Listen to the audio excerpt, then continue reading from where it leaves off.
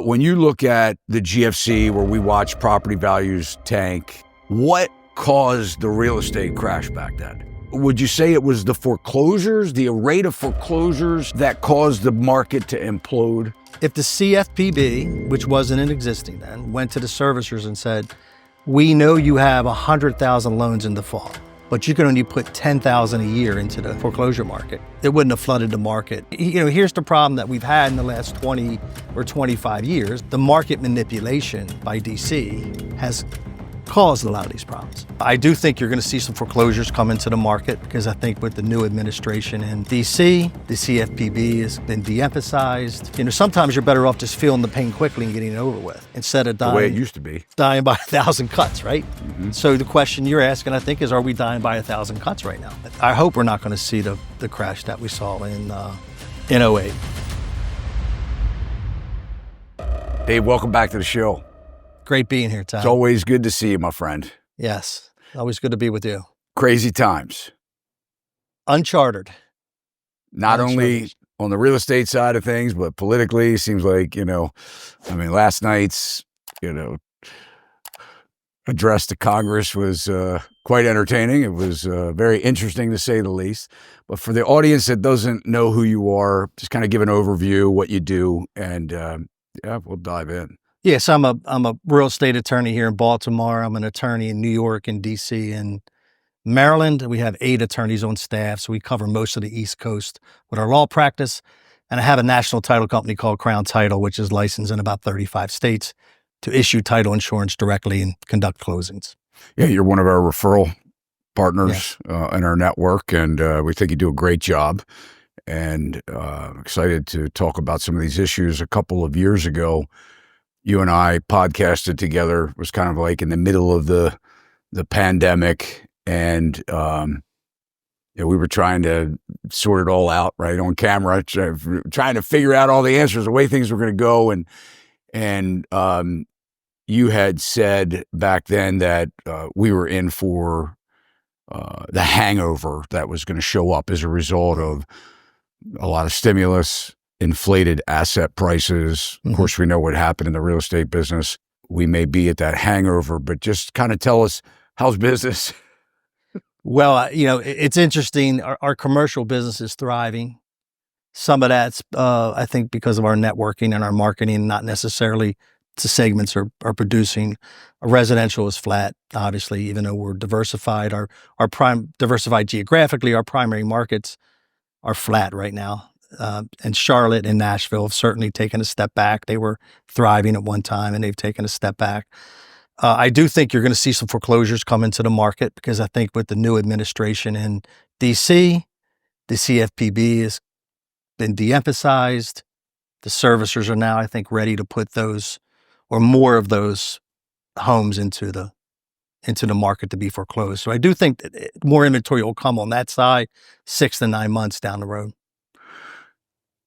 Along the line of that, obviously, a high controversial topic right now, highly controversial topic is this DOGE, the cuts. I think we saw that last night with the address to Congress and the divide between the left and the right. Do you think the CFPB, when you say that mortgage foreclosures, that we'll see that pick up, obviously, we have a mess on the commercial real estate side. We can talk about that, but in staying on residential housing, do you think with this what's being uncovered and called waste, fraud, and abuse, do you think there's waste, fraud, and abuse in the residential housing market as to why we haven't seen foreclosures so far? Well, I think when there's a Democratic regime in DC, they tend to use the CFPB to regulate servicers and banks, and there's sort of an unwritten rule: we're not going to do certain things, or you can only put so many of these default loans into the market at one time. When a Republican comes in, that goes out the window, and it's more back to, I don't want to say free enterprise, because I'm not certain we're 100% free enterprise any longer, but it's more of no, we're going to follow. If you have a private contract with someone and you're not performing, you can litigate your rights under that private contract. We're not going to interfere with that.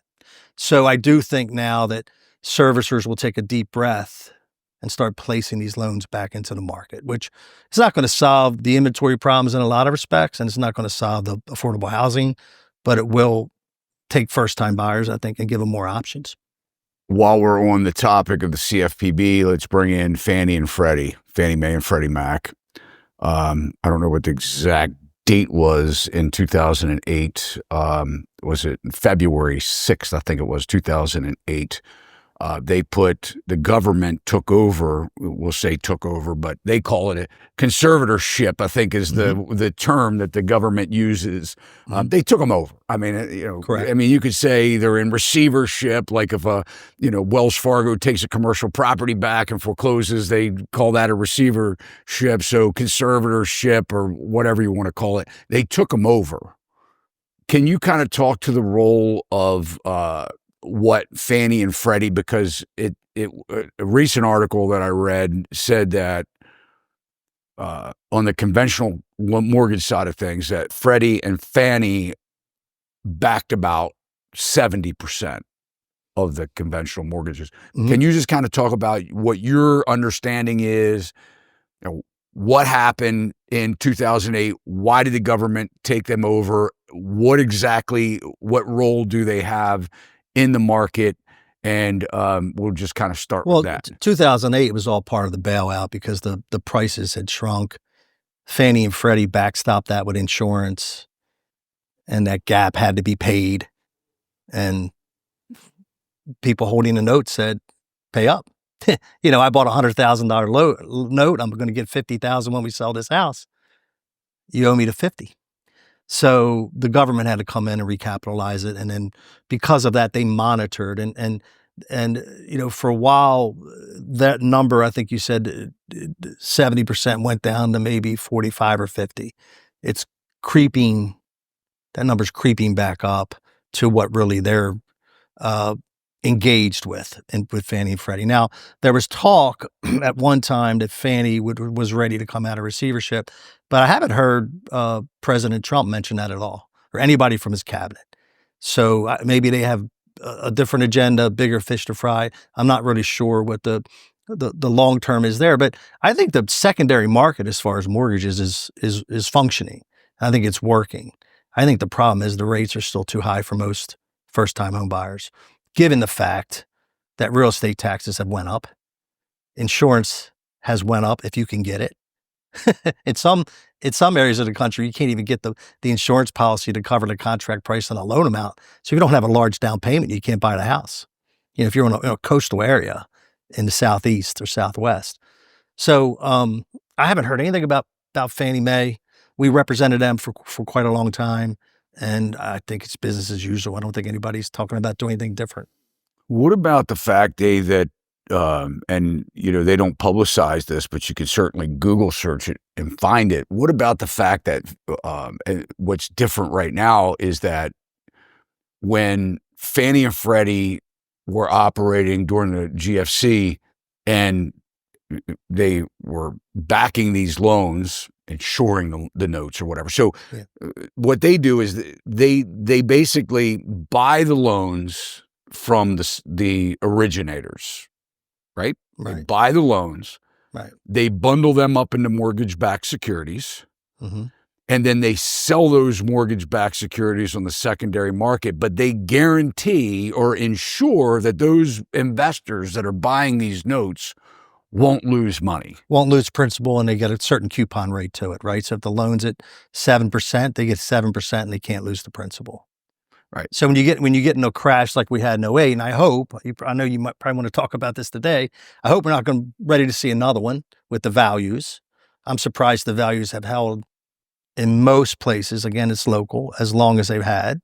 But I think we could agree we're at least seeing 5, 10, 15% compression in most areas, unless you're in just a complete coveted area with low inventory.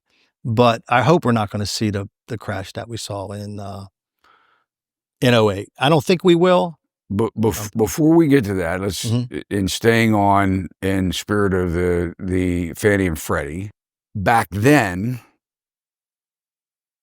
the government took them over because they were failing. Man, they were bankrupt. They needed They cash. couldn't pay their obligations. Correct. So if you're an insurance company like AIG basically was backing all these pensions, and they go, well, look, if this all implodes, well, we're done because we can't back these. We've outsold our ability, sort of like the bank. We've outsold our ability to pay in a bank run to give the people their actual money back that we're supposed to be holding for them. Right. And protecting for them. So the government comes in and says, look, we can't allow this to happen because the repercussions of something like that, a fallout, would be devastating to society as or a market or something like housing or investors that were investing in a housing. I'm sorry, but you took the money. It was good for you. And you're going to lose because you gambled, you invested. Not all investments are guaranteed. But for whatever reason, the government came in and said, look, we're going to save Fannie and Freddie. However they did that, maybe you know. But just to be clear, Fannie and Freddie set policy to mortgage requirements. Yeah, So they set the criteria. Yeah, most loans are underwritten to Freddie and Fannie guidelines, which are overlays with ratios and debt servicing ratios and those things. Is it a fair thing to say that during the GFC or prior, did Fannie or Freddie ever bundle non-performing loans or reperforming loans and sell them at that time? Well, see, that's an interesting question. I'm not sure about that. I mean, part of the problem in 0809 was that that on Wall Street they were taking so many BCD credit loans and putting them with A, and selling the pool as A. They're called tranches, I guess. That's what the terminology is on the secondary market. And I don't think I think the people rating those funds knew and still rated them as A. And I think that's where the movie The Big Short, I think, explains it the best. But and I think that's when things started to get bad, and the prices dropped, and then you thought you had A credit, you thought you had $100 million of A credit, and you found out you had 80 million of A credit, and the rest was BCD, and they defaulted. When you look at the GFC, where we watched property values tank, what would you say was the actual, regardless of how it started or originated or what was the root cause of it, what caused the real estate crash back then? Man, you're testing my memory. Well, I think part of what caused the loss was mixing the credit into the pools, right? But even simpler than that, what was the cause? Credit was too easy. But even after that, they got the loan. What caused it? What got it rolling? Foreclosures? Well, I just think the credit was way too easy. But that happened. But then what happened during the actual? Was it? Would you say it was the foreclosures, the rate of foreclosures that caused the market to implode? Yeah, but what triggered the foreclosures? But regardless of what triggered it, if the foreclosures never happened, is what I'm getting at. What your point says, if the CFPB, which wasn't in existing then, went to the servicers and said, we know you have 100,000 loans in default, but you can only put 10,000 a year into the foreclosure market or less, it wouldn't have flooded the market, and it wouldn't have taken supply and demand and put them out of whack, which I think is what you're getting at with the cost of it. So no, I think you're right. I think but again, here's the problem that we've had in the last 20 or 25 years, and we've been on both sides of it. The market manipulation by DC has caused a lot of these problems. So, sometimes you're better off just feeling the pain quickly and getting it over with, instead of dying the way it used to be, dying by 1,000 cuts, right? Mm-hmm. So the question you're asking, I think, is, are we dying by 1,000 cuts right now? I don't know. Well, you're familiar with Fannie Mae selling tens of thousands of non-performing notes and reperforming notes over the last couple of years, right? Right. I mean, that's happening. Yeah. It's happening. I think it's happened at least 8 or 9 times. Right. Maybe it's to the tune of 100,000 mortgages or more. I don't know. Maybe it's a lot Could be. more. Yeah. I mean, I'm just guessing, but based on what I've seen on the website, when they package these NPLs and RPLs, non-performing and reperforming loans. Yeah. Well, it's interesting. I mean, the banks are, I mean, there was one large bank, name escapes me, just announced they're not going to do mortgages. They're not going to do mortgages anymore because the only That was reason, WaFd. yeah, because I interviewed the okay. CEO So of you- WaFd, Brett yeah, so- Beardall. Yeah. So it's interesting because When he, by the way, in just a couple months before that, he said everything was great. everything was great. You could go, guys can go and check Well, out the videos. obviously what they realized is because of all the bureaucracy, they can't originate loans profitably. So if they can't get people to move deposits there, which very seldom people ever do, it's not profitable for them. So, and I think Chase had a policy, and I don't know what the policy is now, but at one time they implemented a policy. If you weren't an existing Chase customer, they weren't going to do a loan for you. I don't know where that policy is now, but I look at the banks. I mean, I very seldom see a bank loan anymore. I see non-bank alternatives funding these things, or brokers originating and selling on a warehouse line and selling at the table.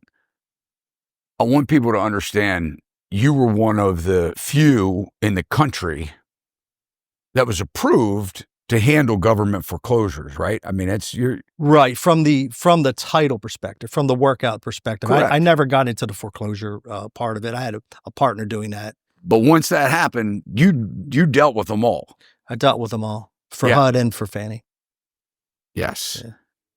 Getting back to and I guess what I'm really trying to try and figure out here is, with DOGE going the way that they are, do you think that they will, what would be the pros and the cons of them getting into saying, why is real estate priced the way it is?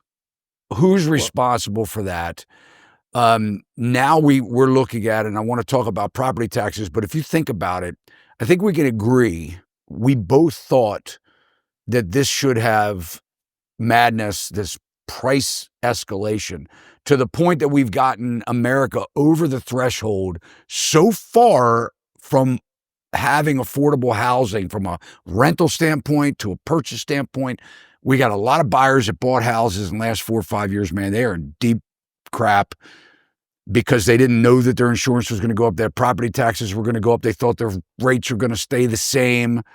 Thought they could work from home for 5 days. Thought they could work from home. Now they got to commute, buy lunches out. They got gas money. It's complicated now. Yes.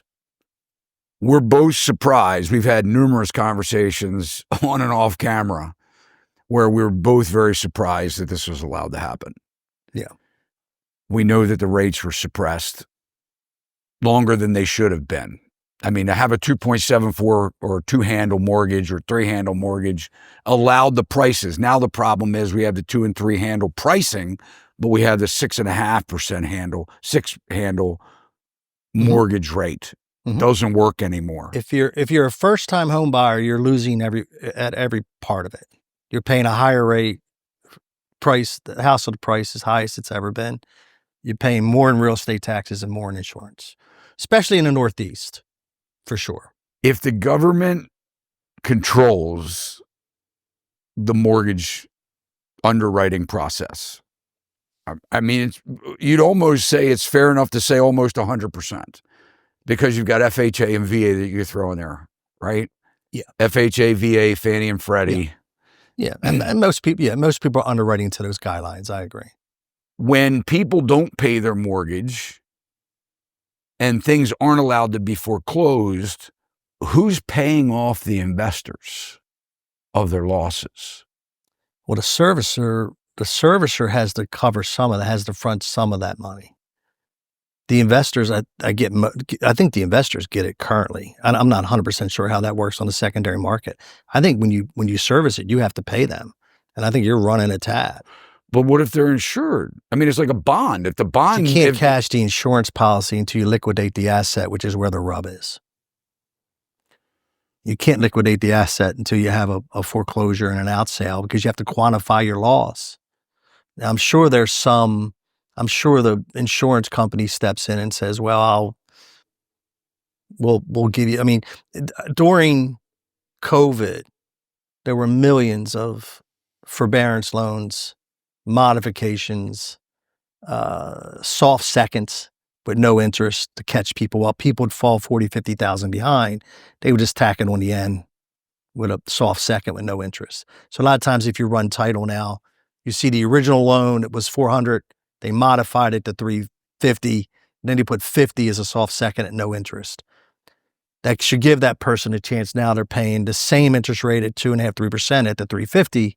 They don't have to pay the other 50 until they sell the property. So they recapitalized people. A lot of them a lot of those were done through a HUD program.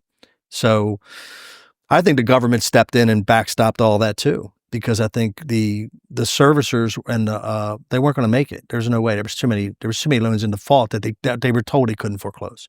So I think, truth be told, if we unwrapped it, but going back to your thing about DOGE, I think that people are getting upset with how fast they're trying to do something, and I can see that, especially when you're dealing with someone's employment. However, the fact that it's funny. We're small business people. If you asked me for the description of every check I wrote in 2024, the check number, the payee, the amount, and what it was for, in about 5 minutes, I could have my bookkeeper send that to you. We have the Treasury Department that spent trillions. And if you believe what's coming out of the White House now, the vast majority didn't even have descriptions as to what it was for. A small business wouldn't do that. So, we have huge problems over there. It's not, to me, it's never been a red problem or a blue problem. We have a leadership problem. We have an ethics problem. And I think most people are for whatever Musk is doing, and we can argue, well, he wasn't elected. Well, he serves at the pleasure of the president. The president runs the executive branch. And I think most people understand, take a deep breath, let's figure this out. And I'm not sure that was created in the 70s when we were worried about communism. We were going to do regime change and all this. It's gotten way over its skis. But even here locally, the city of Baltimore hasn't had one agency audited since the Schaefer administration. A long time ago. A long time ago. 70s. 70s. 44 years ago. So if I'm governor and you're going to come and you're the mayor of Baltimore City, you're going to come ask me for $10 million, $20 million. I want your agencies audited. I want to know where the last $40 million I sent you went. They haven't had one audit, Todd. But that's a microcosm of what's going on in these government entities. And there's billions of dollars. If you look at the local government and the federal government, there's billions of dollars of waste. So how can you keep justifying higher real estate taxes, higher income taxes, blah, blah, blah? We can't take care of a lot of people here that have mental health issues, right? We can't do enough for our own people. And there's all this waste. The system's gotten way out of whack, and it does affect housing. Now, the problem I see with the other thing in housing is, and this is, you've built a bunch of things. The cost to build now, difficult thing for most people to swallow. So I don't know how the builders are doing. I didn't check today, but I think their starts are flat or even down. Yeah, it's not good. Yeah, and I think their margins are squeezed. Yeah, it's not good. It's going to get worse because... And in some respects, that's a shell game too, because these builders' stock is being valued on what they have in their land bank, what they have the ability to build over the next 3 years, but based on prior years' profit margins. Well, if you got 10,000 lots in your land bank, but your profit margin is going to be 1/3 of what it was because of cost, labor issues, the bureaucracy of permits. Bail out. Well, they're going to say that's a tricky game. That is a tricky game right now. Yeah, because the stockholders are going to look at it and say, well, I'll take my losses here, or maybe they have gains, but they will take less gain in order to put that into something that maybe they can buy a dip or whatever, investors. So I think, that, we can definitely talk more on that. Let me take you back to Fannie and Freddie though, because I do have, and it does tie, sort of together, but I want to get back to when you said that insurance of Fannie and Freddie aren't they don't pay out unless there's a realized loss. That's normally how insurance policies Is work. selling a bundle of non-performing or reperforming loans for less money than what is owed, is that considered a loss when they do that? I'm not sure. That's an interesting question. I've only dealt with the insurance side when there's actually been a foreclosure. The hammer comes down. Now you've locked into a price. If I have a bundle of loans, and we'll just use numbers simple, and the bundle of loans is worth $1 million. Obviously, these bundle of loans are worth a lot more than $1 million. Yeah. But I'm Fannie Mae, and I want to sell it to Thurston and Company. And I say, look, you can buy this bundle of loans for $800,000. It's not pennies on the dollar, but it's less than what is owed. But I can tell you the real estate's worth $2 million. So it is pennies on the dollar when you look at it, because the actual real estate's worth more than the note. But this is the loan, and there's a $200 or $200,000 in this scenario loss. Who makes up that money? Well, if you don't have an insurance policy, it depends what your servicing agreement is. What if Fannie and Freddie are insurers? Mm-hmm. Who pays it? Is it taxpayers that pay it? Well, Fannie and Freddie were created as a non-government entity, but they're being funded. So yes, it's coming from the Treasury. Probably by an uncoded check that nobody knows what it's for, but it's coming from the Treasury for sure, which was part of the rub when, I forget, I don't know if it was during President Trump's last term or what it was during President Obama's term, but they really were losing their patience with the monthly check the Treasury had to write over to Fannie. So I know that was a source of contention for a while. I hope you're enjoying the interview so far. I just wanted to take a brief moment and let you know that this podcast is brought to you by SachsRealty.com. Here at Sachs Realty, we're committed to bringing you the best real estate education and helping buyers and sellers achieve their real estate goals. If you haven't subscribed to our channel, please consider doing so now. And don't forget, we're on every major social media platform, so you can follow us there as well. Now back to the show. If you, and I have a very interesting video with a guy, and I don't know if you've heard of him before, but he's only really known on YouTube. But the guy's name is Mitch Vexler, and he's a developer in Texas, and he is suing.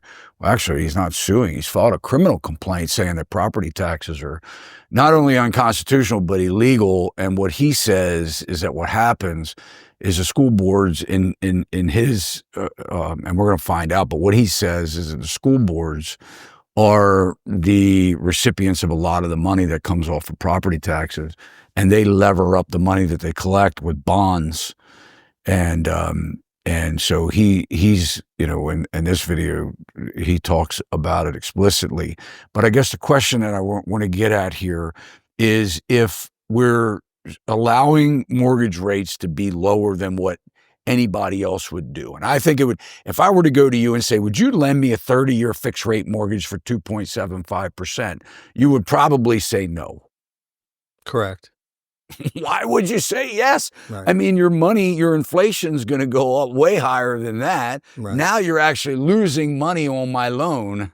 You're losing money by lending me that, because I may keep it for 30 years. Right. If I kept it for 10, it would hurt you. You should keep it. Right? Keep it. Why would I ever pay it off, right? Exactly. Which is one of the reasons why we don't have home inventory. Well, but exactly, because a lot of those are being converted into rentals. But to my point, who else would do that but a government agency or a government ran and buy mortgage-backed securities or buy these notes or guarantee the money to some kind of upside? I mean, I don't know who else would do that. But my question is, if the asset prices that are then allowed to accelerate. Well, they were because everybody looked at the monthly payment, not the value of the house. Right. But didn't that create a lot of revenue for the government as far as local governments being able to pick up property tax increases? Sure did. Some of them doubled 60% 1 year or what have you.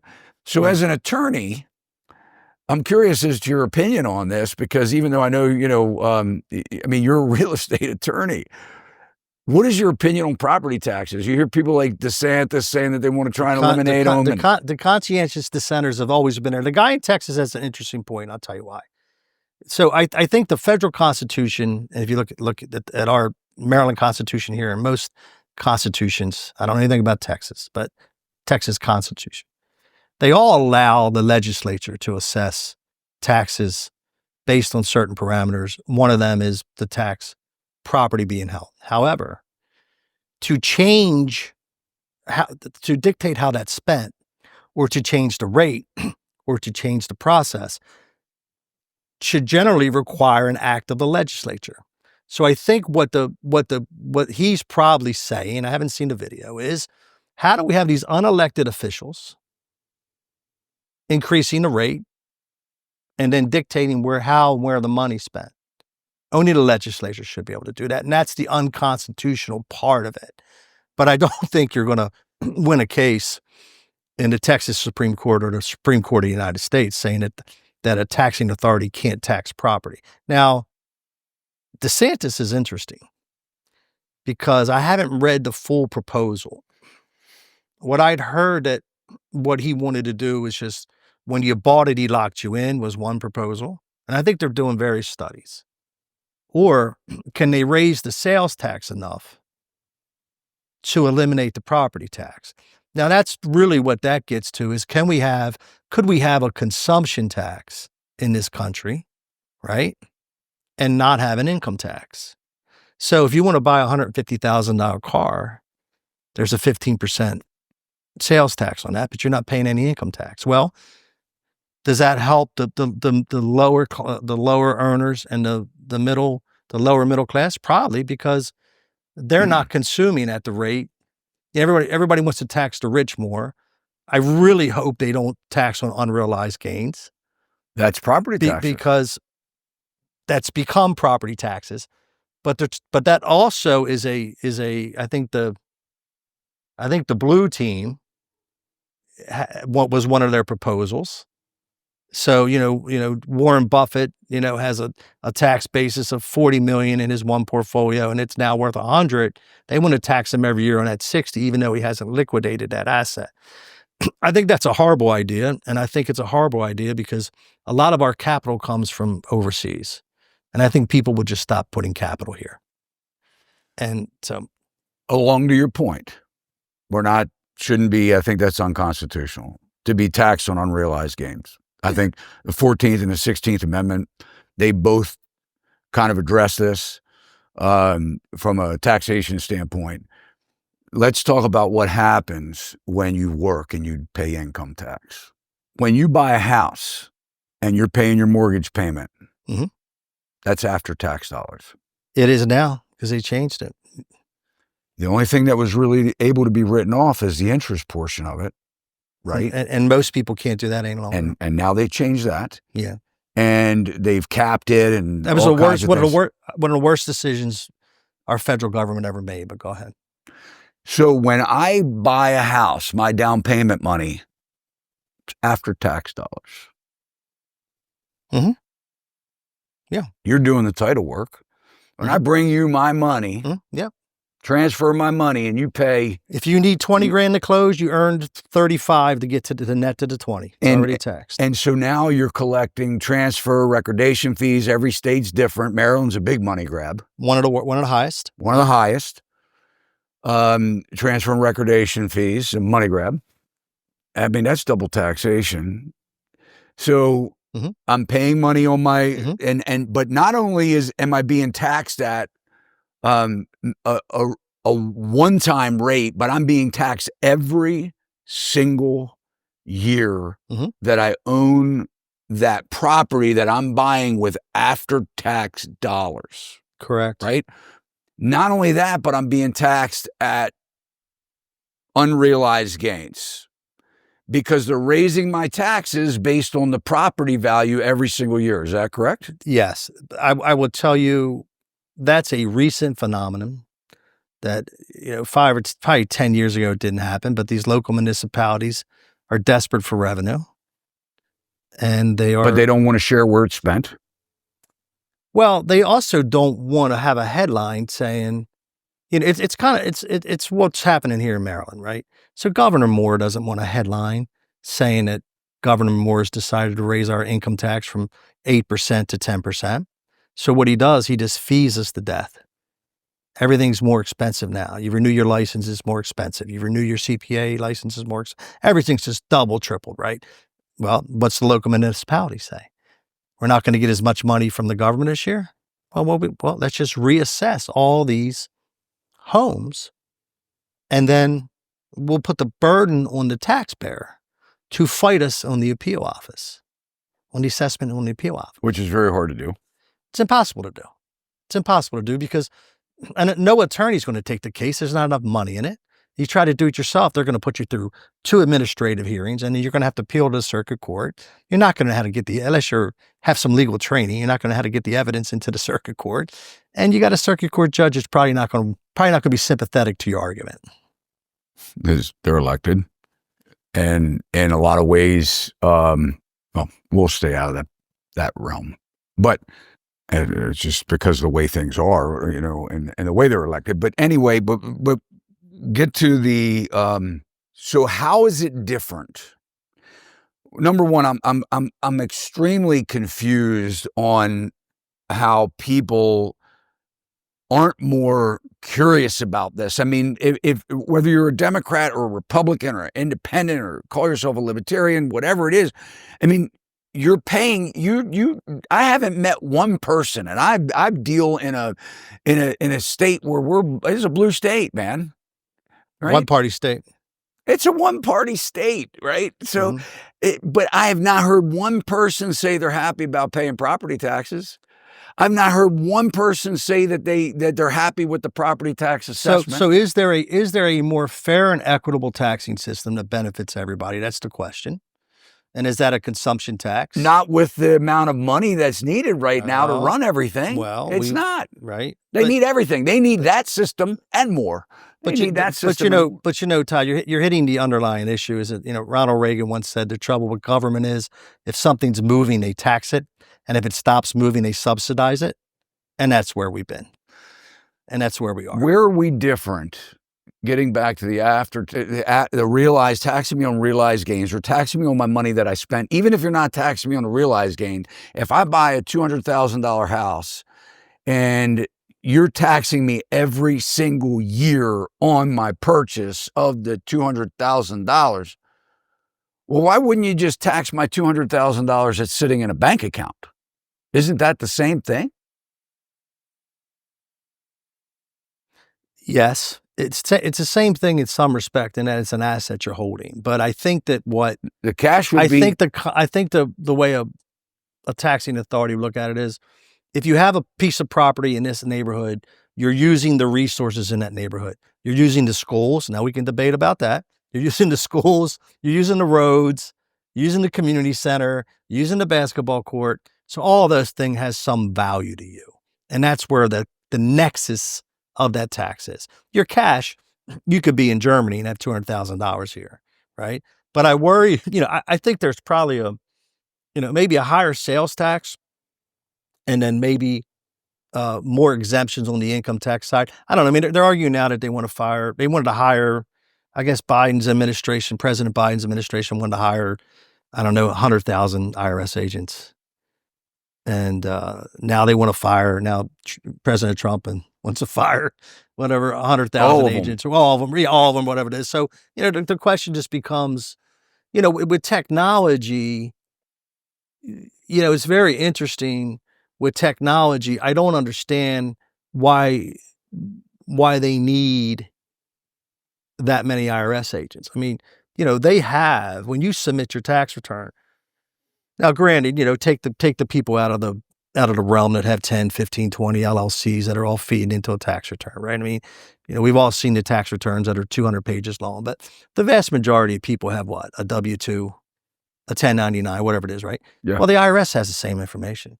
Seems to me you just match the Social Security numbers up, do an AI type program that matches it up. If it's off, whatever it is. I mean, what's all this stress about? And then, if somebody's under a certain level of of income, why even look at it? It's pennies. You're spending more on the audit or on the scrutiny of it. So now I think the big thing that I always thought, and I think they fixed that a couple of years ago, was Bitcoin. The gains and losses on Bitcoin weren't being reported to the IRS because it was an off-market asset. They want to know now. Oh, they want to know now. That's a question, right? They want to know now. That's a question. They want to know now. They want to know now. They want to. Yes, they do. That's right. But they may not know whose wallet it is, but now they do. But I think that what, regardless of what you think of DOGE and regardless of what you think of Elon Musk, we all have to do a better job, I think, leveraging off technology. I mean, the only way to solve a lot of these issues is to leverage off technology, have modernized systems, try to shrink the cost so you're more profitable, right? So, and I think the government has to take a hard look at every system they have, because I don't think anybody's had that perspective before. It needs to be done. And the local governments need to do the same. If we keep doing the same thing, we're going to get the same results, which most people don't think were good results. Until now. Until now. I think, we could go on and on. Let's talk about real estate, our industry, because you and I have had we've had some off-camera conversations where we've said, man, we're going to, the real estate industry is going to see a big loss of revenue all across the board. Agents are going to take a massive hit. The associations ultimately are going to take a massive hit because they're living off of having 1.5 or 1.6 million in licensees or members. Not all licensees are members. Most commercial agents are not members of the National Association of Realtors. They don't need it because in commercial, the attorneys are doing the contracts, not the associations providing the contracts. They're sort of like neutral. Right. For both parties involved, the buyer and the seller. Where do you see real estate agents in the future? Where do you see your role as a title company in the future? In a world where technology is quickly advancing. Interesting. So I don't know. The agents I speak to on a weekly basis haven't felt the pain of the NRA ruling yet. They're still able to get 2.5 to 2.5 in most markets on the buyer side. It always shocks me that the transaction is basically being done the same way it's been done 45 years ago in some respect. But I think the younger generation, the under 35 generation, may change that. I think that if there's more information on the computer, more information they can pick up, they'll be more educated in the process, probably. The buyers and sellers? Buyers and sellers, I think, will be more educated in the process. I think that where I see a value of an agent is just to shepherd the process. But, where that value ends up at, is that a flat fee per deal? Is that a reduced commission? I'm not sure. The multiple lists is another issue. Who has access to it? Are you gonna let consumers have access to the multiple list? I don't know. Well, they do. Well, how's that going? They have it through Zillow. They have it through Realtor.com. Right. The question is, when there's less agents paying the bill, what's that equate to with the internet multiple list services like Zillow and yeah. Well, again, I think you hit on the problem that I think there's so many agents in most jurisdictions. There's a very small barrier of entry. I don't know what the percentage was, but you hear different percentages. Maybe 70% of realtors didn't sell a house last year or whatever it is. So I think if you're an agent, that is a stat. Yeah. I over think 70%. I think if I was an agent, I would have, and this is sort of what we do at Crown, I would have two separate and distinct marketing programs, right? I have a social media program. I might not be the face of that, but I would have some social media that's efficiently getting me into certain communities, certain neighborhoods. And then I just have the old school, keep in touch with people, pick up the phone and say hi. I'd have two competing platforms. I don't think it's easy, which is why I think a lot of agents have went to these team things where leads are being fed. I know Zillow's feeding a bunch of leads to people, but on the title side for us, we have an issue in that we really haven't raised our fees in a long time, and our margins are getting squeezed, and our people need raises. Our people are working their tails off, and they're burdened by inflation, and they need raises. So I think we're going to have to prove our value. I think we're going to have to leverage off technology to be more efficient. But I think that most title companies are probably sitting around right now saying, I got to raise fees 10%. I haven't raised fees in 10 years. Now, what a lot of title companies are doing, which is causing some stress here locally, is they're just jamming the buyer with fees. Even though the contract's saying jamming the seller with fees. Even though the contract's saying the buyer's going to pay all these fees, you get the CD and there's $700 of seller fees on the settlement sheet. And that's really where their profit is. That's really where they're trying to, because what happens is the buyers are shopping them. So they give the buyer the bare bottom quote. And then buyer in Maryland picks the title company. I wish that wasn't true, by the way. We can talk about that some other time. And then what happens is they're jamming the seller for $700. And if it goes through, it goes through, and that's where their profit is, because they bid in a competitive environment for the buyer. Yeah. So it's funny when I'm a listing agent on that side of things. I tell them to call the title company and tell them they're not paying them. Yeah. Well, and that's our thing. So then you go, no, and I appreciate that. I'll call them up and say, look, we're not paying these fees. Well, so here's what I think has to change. In a commercial contract, the title company signs the contract. It's a joinder clause. They sign the last page of the contract. Mm-hmm. You don't have that in a residential contract.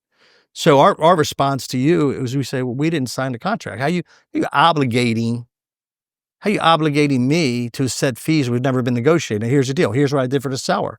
I got 2 payoffs. I got to file 2 releases. I prepared 2 releases. I think those fees are allowed. Yeah. I mean, in all fairness, I mean, I do think a reasonable, you're filing things and, I think we have to change. $60 here, $70 there, or whatever. I think we have to change. I think we have to change our approach to that.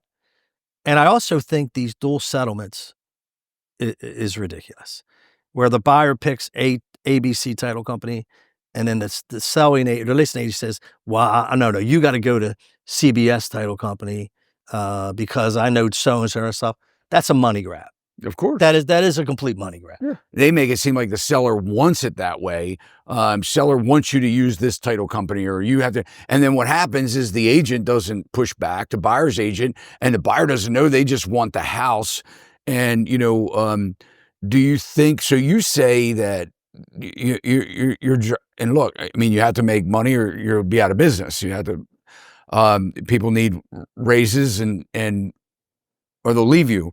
You think that's going to be practical for you to raise prices in the market that where we're seeing technology driving prices down? The problem with technology, Todd, I think the problem with technology in our business is all of the gains that should have made us more profitable have been wiped out by the fraud. The extra layers of staff you have to have, the IT costs you have to have, the compliance costs you have to have, because, it's funny that there was still, I don't know, $5 billion worth of wire fraud last year. I mean, I can't tell you how many of those we catch. We caught a seller impersonator trying to sell a piece of raw land last week. Because of that, you understand, when we've had that happen in-house. When we get a contract for raw land, we have to go on the internet. We have to write letters. They're out of state. We have to track down the actual seller who thinks we're trying to scam him and try to ID him. And then eventually we have to convince him, no, we're going to do you a favor here. There's some guy trying to sell your property. And, how do you think you're frauding them? How you stop that? So we're advising people, believe it or not, to put mortgages on their own property. Put a mortgage to their parents, or put a mortgage to... Put a lien on it. Put a lien on it and clog the equity of redemption. That's what it's called, clog the equity.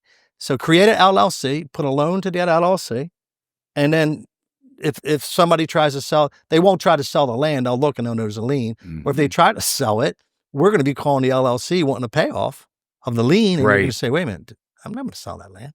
So it doesn't happen a lot in Maryland because the closing costs are so high, but in the Southeast states where it's cheaper. Texas where it's $47 or whatever. Yeah, it's rampant. So what we have to do to identify and prevent fraud, clear titles. Titles are a mess now. I mean, when I started, 30 years ago, maybe 1 out of every 10 had some issue. It's 7, 8 times now. 7, 8 out of 10. Oh, the titles have problems. Have problems. Now, some of them. What are they? What are the title problems? Besides encroachments. Yeah, mostly liens not satisfied. Mostly, you got a guy that's refinanced 7 times. He tells you he has 1 mortgage. Well, he's got 6 unreleased mortgages because nobody followed up on the releases. People didn't know that they had a HELOC that was a second mortgage, essentially. Well, it's a lien on their property. They're like, well, I only have that, and they don't disclose it. And all of a sudden, you're like, well, you got a $80,000 loan here. People got to buy a car, and the salesman says, look, man, if you sign this extra piece of paper here, you can probably deduct this interest on your tax return. Well, that means they're going to secure the house. Well, now the car lien's on the house. They don't know it. Interesting. Yeah. So that was really rampant back in the day. But most titles have issues now. And, with the amount of divorces, the amount of bankruptcies, the amount of failed businesses, they all create potentials for liens. Those liens get attached to properties. And just because no creditor is actively trying to collect that debt, they're not hassling you personally, doesn't mean it's not sitting as a lien against your house. So that's why I really think, Florida in most jurisdictions, the seller picks a title company. That's why I really think the seller should pick the title company, because we're working for the seller. 99% of what we do to get a file ready for close is vetting and clearing the seller's issue. And then people say, and the buyer pays for it. And the buyer pays for it, but then the buyer's shopping you, and you got to give under the federal law. You have to give them the what you're going to charge them before you run the title. I don't know if I got no liens or 10 liens. I don't know if I got an encroachment issue. I don't know if I have a bankruptcy issue. I know nothing, but I'm telling this guy I'm going to charge him $1,000 plus title insurance. Here it is. And once I send that to him under the federal regulations, I can never change it. I want to ask you a question, and I'm not sure that you have the courage to answer it. You know me, I'll say anything. You're like, oh man, here it comes. Check, please. That's right. It's time to go. That's right. I'm a real estate broker. I have agents. I mean, this is kind of like this is the $1 million question. Would a real estate transaction be better off without a real estate agent? It's tough to say. I think if you got local, like, to me, in certain markets, there's agents I think that are worth their weight in gold. And who? I mean, where? You. But besides, I mean, why? Why am I worth my weight in gold? Well, because I think you're not the fact that you and I have done some really difficult deals. This is not a shameless plug. We've had some real difficult deals we've done together. But, and I know probably we have 20 or 25 agents like this throughout the mid-Atlantic region, because you're proactive solving the problems and you know every phase of it. And if you don't know every phase of it, someone, if you got a mold issue, you built houses before, you remediated this, you got mold issue, you understand it, and you can get a guy to come in and fix it. But the problem with realtors, not personally realtors, but you say you're going to be a realtor, you're in the middle of this transaction and you're supposed to know all these things about inspections and appraisals and the underwriting conditions for the loan and the underwriting conditions for title and all. Very few people have that wealth of experience to where they can be in the middle, direct traffic, and make it work. The good ones stand out because they can. So the question is, what I see with the problem is, what was the number? 70% didn't sell a house.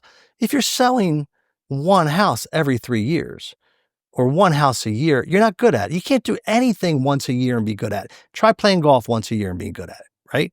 It's the people, and you have other life experiences, right? You have other life experiences that make you be able to get in the middle of this thing and direct things. So there's a role for that agent because they're an unbelievable advisor. But most agents don't have the experience or the life experience or the industry experience to give that value away. And I think that's the problem. So a couple of things come to mind. Well, thank you for, and yeah, I mean, I appreciate, we have worked on deals together where I appreciate you saying that. And you've equally been a very important part of the transaction. It wouldn't have happened without you. I think that not every title company's weighed the same either. But you could do the transaction without a real estate agent. I mean, you're an attorney. You could come up with a very inexpensively, you could come up with a contract, and you've facilitated contracts and sales without agents. But most attorneys can't do it. I mean, I operate in New York, and the policy in New York is, you talk about a mess up there. The buyer has an attorney, and the seller has an attorney, and the lender has an attorney, and you're the title company. It takes us 20 times the much labor. Well, the agent's not needed in that.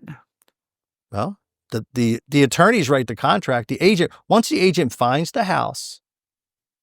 But they make a lot of money to do that. Now, look, I mean, this is a hard thing to talk about. Listen, I'll be honest with you. I hate to say this, I'd almost prefer to cut the attorneys out and keep the agents, because they make on a residential transaction, they're making a basic residential transaction way too complicated up there.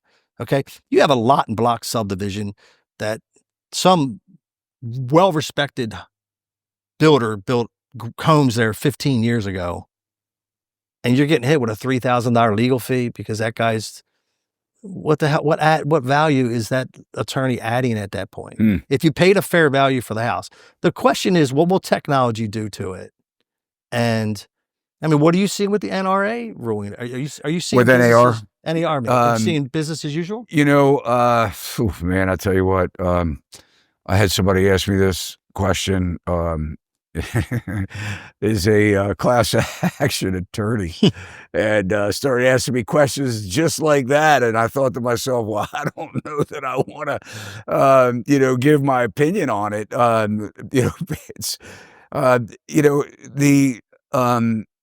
I've been very public with a couple things about this industry. Number one, I think that the barrier of entry should not be as low as it is, because there is the opportunity to make a lot of money as a real estate agent. I mean, you see these teams that are building businesses within businesses, and and they are getting all these agents that are going out there, and the question comes, and as well as I do, real estate fees are 100% negotiable. Now, that doesn't mean that a broker has to accept the negotiated fee. Correct. If I'm a broker, I can set my fee just like you're an attorney and set your fee. And if they don't want to pay that, I could elect to not serve them. Correct. I could say, well, we don't work for less than that. But the bottom line is, there shouldn't be a standard. There shouldn't be a average. There shouldn't be and no talk of that. There shouldn't be an opportunity where if you are, and that's why I am for buyer agency contracts. And we've had them in Maryland since the 80s. I mean, it's, when everybody used to work for the seller, and they came out with this concept that buyer agents can represent a buyer, but the seller's paying, I've always kind of thought that that's a conflict of interest. Why would a seller pay a buyer's agent to negotiate against them? Or, it doesn't make sense to me.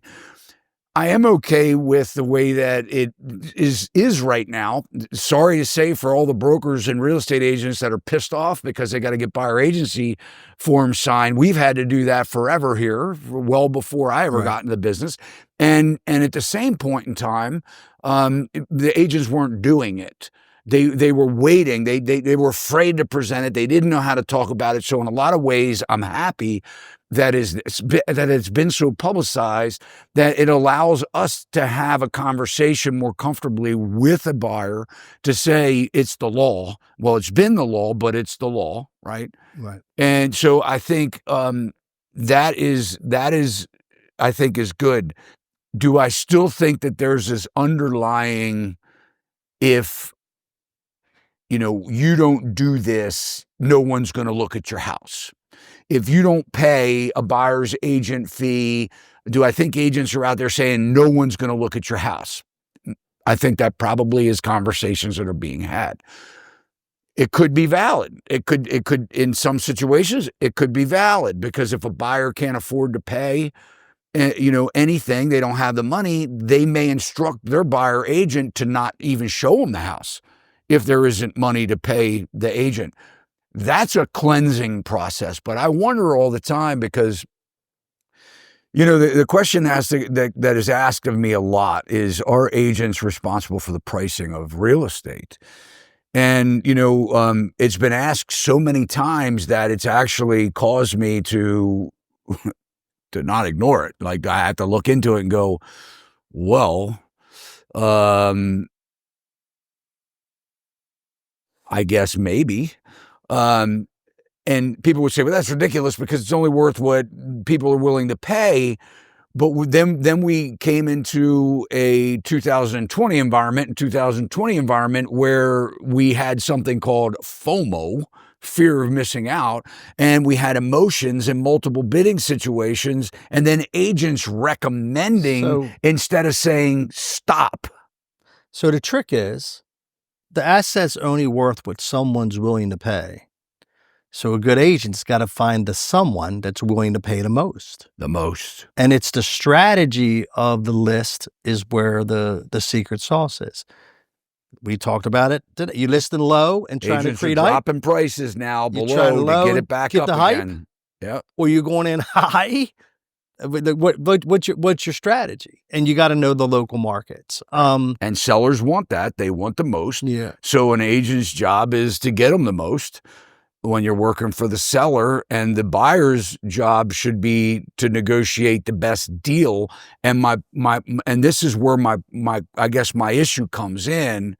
How valuable is a buyer's agent if they're not being a fiduciary? And would the fiduciary be convincing them to drain their accounts, drain mom and dad's account and gift money? Is that buyer even, because listen, is that buyer helping their client when they ask them, well, you can't get an inspection, you can't put this in here, you can't do that, don't ask for this, pay over this, pay all that you can? I think would it be different? Huh? I think you've hit a nerve. Would it be different? Would it be different if there was no buyer's agent? And again, this is like, I have to look at this. If I'm going to survive as a business person in a business that I feel, and you said that it's worth me being in this business, my knowledge of the business, my quality of service that I provide to my clients, my fiduciary, my elevating them above my own wants and needs is not a pat on my back. It's a fact. Am I helping them as a buyer when I'm saying, give up all these things? Why even have me? Well, and is it better to have a transactional broker? The problem is, it's the one part of our industry is not regulated, right? So you get these different levels of service. Now, it's regulated from an ethical standpoint, but there's nothing saying. Yeah, I wouldn't want to go against the DOJ and their ruling. Right. The lender's not saying. The lender's not saying, in order to fund this transaction, I must see an inspection, a home inspection. I must see. Now, granted, FHA, VA might be a little different at times, right? Not anymore. Well, it doesn't seem like it. There you go. Seem like. So here's what you're saying. Now you have this buyer. I think the secret sauce on the listing side is to understand the strategy where the price starts and ends, and finding that person that can pay the most. The strategy on the buyer's side is helping the listing agent get the most. Well, it shouldn't be. It does. Okay, but that's where the system's failing at. Because to me, is if you have a buyer and there's multiple offers, how do you navigate those offers and still protect that buyer? The problem I think you're alluding to is when the market was all hyped up. Still right now today. Still today, I and the have way that buyers... I have a person that called me, and I feel bad for the person. Very young, first house, no inspection, the same old stuff. They are now going to take a 203K loan, pay off the loan they have, get some money from mom and dad, and gut the whole house.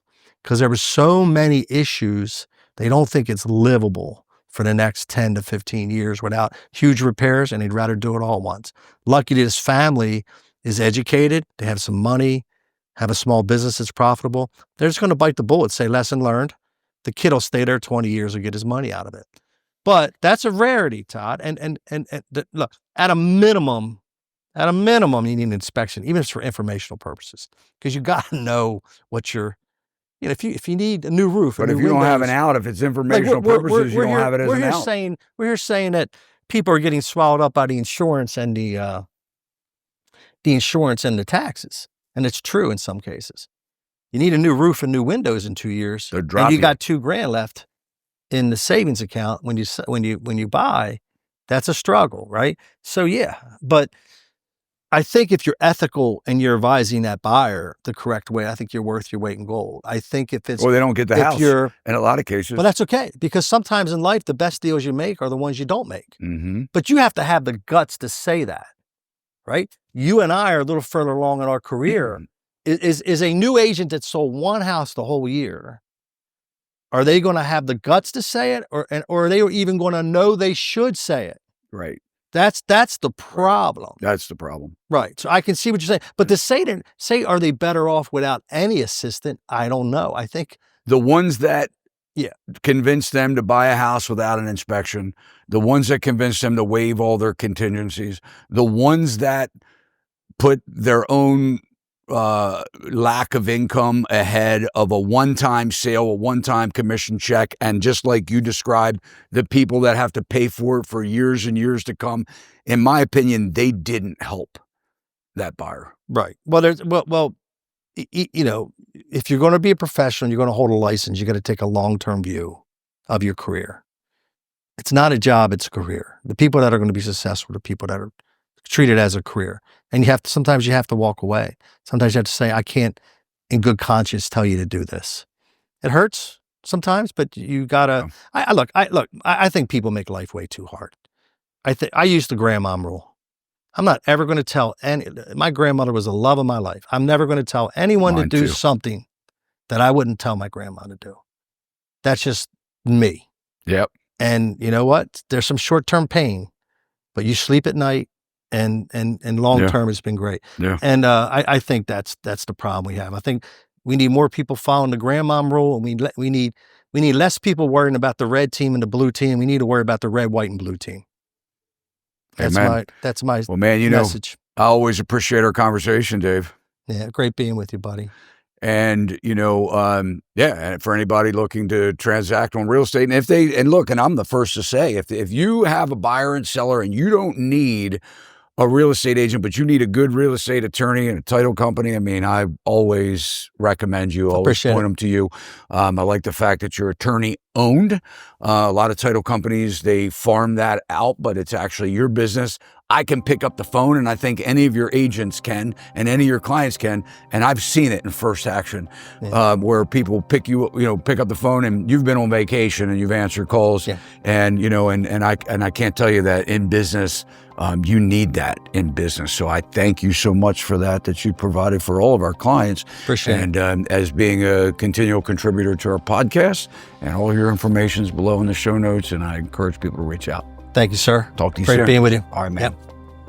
Thanks so much for watching. If you liked the video, you can let us know by smashing that thumbs up. And if you haven't already subscribed to our channel, please consider doing so now. Hit that alert bell. You'll know every time we upload content just like this. Keep those comments and questions coming. And one of the biggest compliments you can do for us all here at Sachs Realty is to share our channel and this video with your family and friends. This will help us to continue to build this amazing online community with viewers just like yourself. See you next time.